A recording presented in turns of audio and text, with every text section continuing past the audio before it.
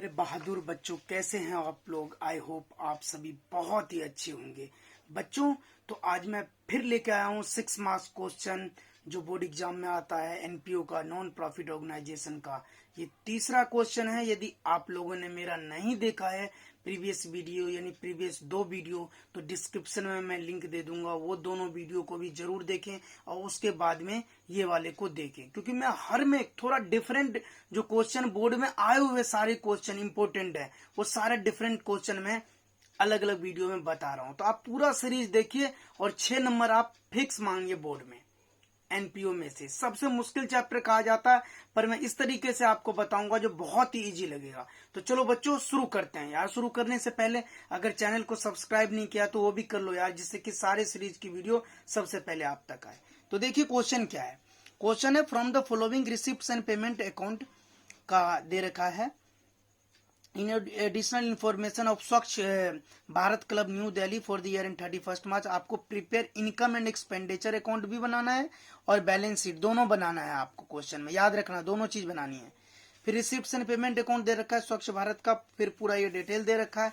नीचे हमारा एडजस्टमेंट दे रखा है एडिशनल इन्फॉर्मेशन, जिसमें हमें बोला है एसेट्स दे रखा है 1/4/2017 को बुक्स 50,000 का, कंप्यूटर 75,000 का। लाइबिलिटी एंड कैपिटल फंड, ये देखिए बच्चों एक इंपॉर्टेंट लाइन जो है इसमें, इसलिए मैं थोड़ा अलग क्वेश्चन जो दिखता है वो लेके आता हूं। देखिए इसमें कैपिटल फंड ऑलरेडी आपको दे रखा है। Liabilities and capital fund on 1/4/2017 work creditor 60,000 है और कैपिटल फंड 1,28,000 है बच्चों। तो कैपिटल फंड गिवन है, यानी हमें ओपनिंग बैलेंस शीट बनाने की जरूरत नहीं है, सिर्फ हम बनाएंगे इनकम एंड एक्सपेंडिचर अकाउंट और उसके बाद हम बनाएंगे बच्चों बैलेंस शीट। तो कैसे बनाते हैं बच्चों इनकम एंड एक्सपेंडिचर अकाउंट, क्या बताया था मैंने। पेमेंट की सारी चीजों को, जितनी भी पेमेंट की चीजें हैं उन सभी को एक्सपेंडिचर साइड में लिख देना है। बस किस किस को नहीं लिखना, कोई भी एसेट्स नेचर के आइटम हो, कैपिटल नेचर के आइटम हो, उसको बिल्कुल नहीं लिखा जाता है इसमें। बाकी सारी चीजों को लिख दीजिए आप। तो चलो स्टार्ट करते हैं, देखते हैं कौन कौन चीजें आएगा इसमें, कौन कौन से नहीं आएगा। तो चलो शुरू करते हैं। सबसे पहले हमारा है कंपेन एक्सपेंसेस। तो आपको पता है ये एक्सपेंडिचर है, तो लिख दीजिए।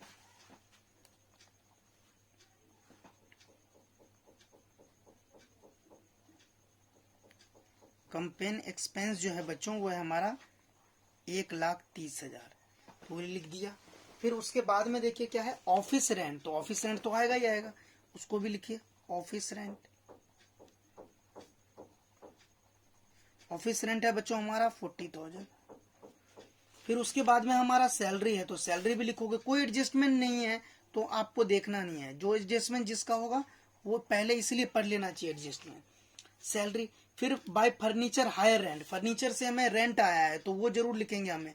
फर्नीचर की एंट्री नहीं होगी, लेकिन उससे रेंट आया है जो फर्नीचर हमने लगाया होगा किराए पे, तो वो हमारी इनकम होगी, बार बार आएगी, रेवेन्यू नेचर की है तो इसको भी लिखोगे। एडवर्टाइजमेंट बिल्कुल लिखोगे आप, एडवर्टाइजमेंट देख लीजिए कितना है एडवर्टाइजमेंट आपका 15,000, तो ये भी लिखना है आपको। फिर उसके बाद में देखिए क्या है आपका फिक्स डिपॉजिट है, जो 1/8/2017 को हमने 12% पर एनम पे दिया है, तो फिक्स डिपॉजिट है बच्चों। तो ये हमारा इनकम हुआ, इस पे एक्रूड इंटरेस्ट हुआ है बच्चों। तो एक्रूड इंटरेस्ट जो होता है वो हमारा इनकम हो गया। तो इनकम हो गया तो इसको आप कहाँ लिखोगे, इनकम साइड में लिखोगे। तो बाय लिखोगे by accrued interest on fix deposit. Fix deposit पे हमें मिला है बच्चों, तो कितना कैसे कैलकुलेट करोगे, 2 लाख है, उस पे आपको कितना परसेंट इंटरेस्ट मिल रहा है 12%। और कितने महीने का बच्चों, देखो 1 अगस्त को दिया है 1/8 को, तो 1/8 से आप 31 मार्च 2018 तक गिनिए तो आपके कितने महीने होंगे, 8 महीने हो रहे हैं। तो 8/12 कर दीजिए। तो इसको आप करोगे तो आएगा 16,000, तो ये 16,000 लिख दीजिए। फिर उसके बाद में है बच्चों हमारे पास बैलेंस है, वो तो आता नहीं है। अब आ जाइए इसी तरफ रिसिप्ट्स के साइड में देखिए, तो बैलेंस ये आता नहीं। सब्सक्रिप्शन 1,80,000, तो सब्सक्रिप्शन लिखिए बच्चों। सब्सक्रिप्शन में मोस्टली एडजस्टमेंट होता है, जब लिखो तो इसको ध्यान से देखा करो, बट हम नीचे हैं कोई एडजस्टमेंट सब्सक्रिप्शन से रिलेटेड नहीं है, तो जितना है हम वही लिख देते हैं। वही तो कह रहा हूं, अलग क्वेश्चन जितना भी होगा वो कराऊंगा मैं आपको। फिर उसके बाद में है to sale of old furniture, book value है 3000 और उसको हमने बेचा कितने में है बच्चों 2000 में, तो लॉस हो गया हमारा।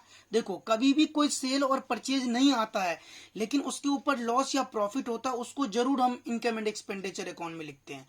तो 3000 का 2000 में बेचा तो 1000 का लॉस हो गया, तो लिखोगे to loss on sale of old furniture.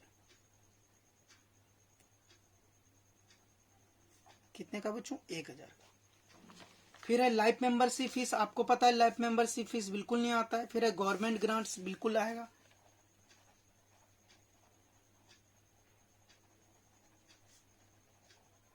Government ने सहायता दी है 2 लाख रुपए।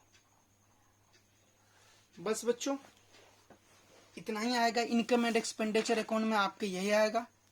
इसको हम कैलकुलेट कर लेते हैं। फिर जो भी बैलेंस होगा, यदि हमारा इनकम ज्यादा होगा तो हमारा आएगा सरप्लस, और अगर हमारा एक्सपेंडिचर ज्यादा होगा तो आएगा डेफिसिट। तो ये जोड़ लीजिए 2 लाख और 1 लाख, 3,80,000 और 16,000, 3,96,000 बच्चों। इस तरफ अब इस तरफ ऐड करते हैं तो ये आएगा 1,30,000 प्लस 40,000 प्लस 10,000 प्लस में 12,000, फिर 15,000 और फिर 1,000। तो अगर हम इसको माइनस करते हैं बच्चों तो ये आएगा आपका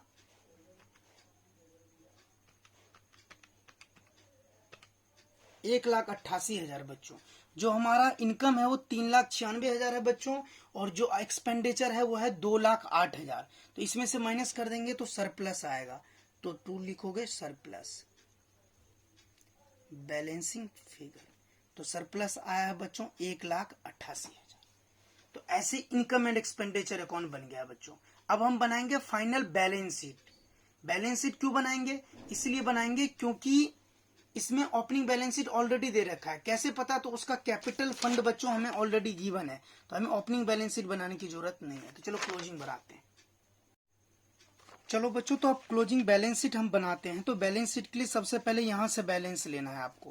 कैश कितना है 25,000 और बैंक कितना है आपका 40,000। तो लिखिए यहाँ पे कैश 25,000, बैंक है आपका 40,000। फिर उसके बाद में नीचे देखिए क्या क्या है आपके पास। बुक्स कितने हैं आपके पास में 50,000 के बुक्स हैं आपके 50,000 के। कंप्यूटर्स हैं आपके 75,000 के। बस अब अंदर देखिए फिक्स डिपॉजिट था आपका, फिक्स डिपॉजिट था बाबू आपका 2 लाख का। उसमें ऐड कर देंगे एक्रूड इंटरेस्ट था कितने का 16,000 का। और तो कोई आइटम नहीं रह गया, देख लीजिए। नहीं अब कोई नहीं है। अब इस तरफ आ जाते हैं। हमारे पास में क्रेडिटर था, देखो क्रेडिटर कितना था हमारा 60,000 का, और कैपिटल फंड 1 लाख। क्रेडिटर्स था 60,000,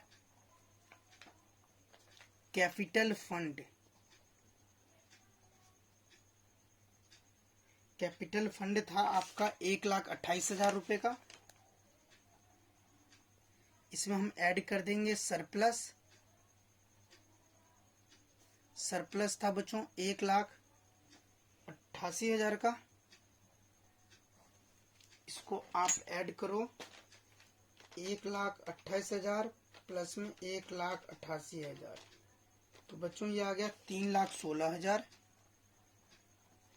फिर उसके बाद में हमारा था एक लाइफ मेंबरशिप फीस 30,000 का, वो भी लिखोगे आप।